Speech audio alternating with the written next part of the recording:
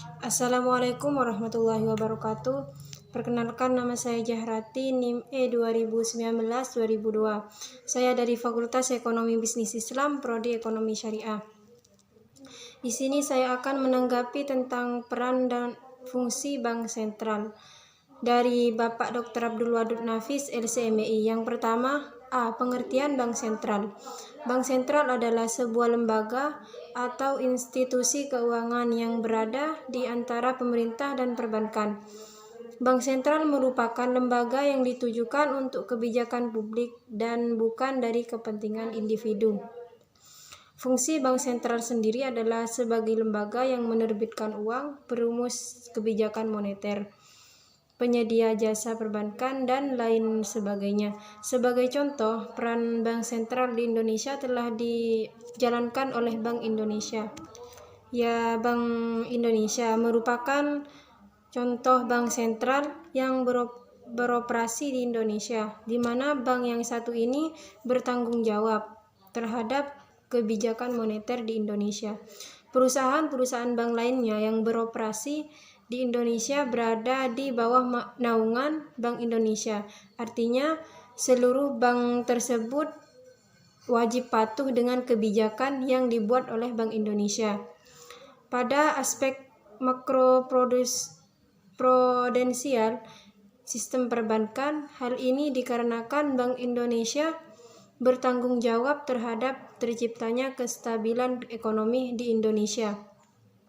Tentu saja, fungsi dan tugas Bank Sentral di suatu negara sangat besar dampaknya bagi seluruh masyarakat di negara tersebut. Dalam hal aspek ekonomi, fungsi Bank Sentral seperti yang sudah dijelaskan sebelumnya. Bank Sentral pada umumnya adalah sebuah lembaga atau institusi keuangan yang memiliki fungsi dan tanggung jawab untuk mengatur kebijakan moneter di suatu negara. Bank Sentral memiliki peran untuk menjaga stabilitas harga dan nilai mata uang yang berlaku di negara tersebut. Selain itu, Bank Sentral juga bertugas untuk menjaga tingkat inflasi agar selalu terkendali dan selalu berada pada nilai serendah atau seoptimal mungkin bagi perekonomian dengan mengontrol keseimbangan jumlah uang dan barang agar jumlah uang yang beredar tidak terlalu banyak. Jika terlalu banyak, maka Bank Sentral berhak menggunakan otoritas yang dimilikinya. Berdasarkan aktivitasnya, Bank Sentral memiliki 10 fungsi, antara lain: yang pertama, penerbit uang yang sah untuk memenuhi kebutuhan masyarakat. Yang kedua, perumus dan pelaksana kebijakan moneter. Yang ketiga, penyedia jasa perbankan dan sebagai pengelolaan pinjaman pemerintah. Yang keempat, kustodien dengan cadangan dari cadangan bank umum dan pembantu penyelesaian akhir transaksi kirim antar bank. Yang kelima, penjaga keutuhan sistem keuangan dan pada beberapa situasi ekonomi juga bertindak sebagai pengawas kehati-hatian perbankan. Yang keenam, pelaksana dari kebijakan pemerintah di bidang nilai tukar dan sebagai kondition dari cadangan devisa negara, serta membantu negara dalam mengelola cadangan devisa. Yang ketujuh, perumus dan pelaksana kebijakan untuk mendorong pertumbuhan ekonomi di suatu negara, terutama di negara berkembang. Selain itu, Bank Sentral juga sering mendapat untuk memperkuat pembangunan ekonomi. Yang kedelapan, penasihat pemerintah terkait kebijakan ekonomi karena dipandang memiliki keahlian mengenai hal-hal yang berkait dengan bidang ekonomi dan keuangan.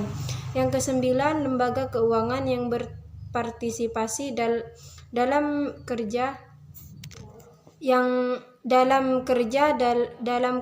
sama pengaturan moneter internasional.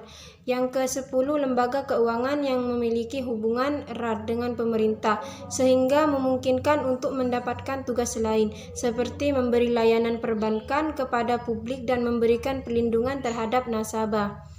Selain fungsi-fungsi tersebut, bank sentral juga memiliki peran lainnya, seperti melayani jasa perbankan dan manajemen aset serta utang kepada pemerintah. Bahkan, bank sentral pun sering ditugaskan untuk melakukan analisis dan saran terhadap kondisi ekonomi dan kebijakan pembangunan pada negara-negara tertentu. Lalu, apa peran bank sentral di Indonesia?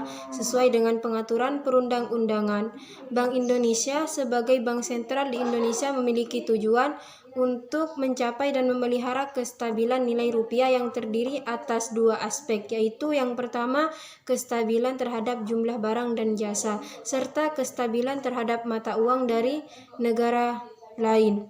Yang C, tugas bank sentral. Bank sentral memiliki tiga tugas utama, antara lain yang pertama, menetapkan dan melaksanakan kebijakan moneter. Yang kedua, mengatur dan menjaga kelancaran sistem pembayaran. Yang ketiga, menjaga kestabilan sistem ekonomi di Indonesia. Ketiga, tugas bank sentral di atas harus dilaksanakan untuk mencapai kestabilan nilai rupiah atau ekonomi di Indonesia. Tugas Bank Indonesia sebagai bank sentral yaitu menjadi tempat pinjaman terakhir bagi bank-bank yang sedang mengalami kesulitan likuiditas. Sebagai penentu kebijakan moneter, Bank Indonesia juga memiliki tugas dan kewenang untuk menilai tingkat kesehatan suatu bank, mengefisiensi kegiatan transaksi, melakukan riset ekonomi yang berhubungan dengan masalah yang sedang terjadi di sektor moneter, serta memberikan bantuan untuk mengelola berbagai masalah transaksi keuangan yang terjadi di pemerintahan. Itulah fungsi dan tugas bank sentral di Indonesia dan mengapa adanya bank sentral seperti Bank Indonesia sangat dibutuhkan untuk membangun perekonomian yang stabil di negara tersebut. Mungkin hanya ini yang dapat saya sampaikan. Kurang lebihnya mohon maaf. Ihdinas siratal mustaqim. Assalamualaikum warahmatullahi wabarakatuh.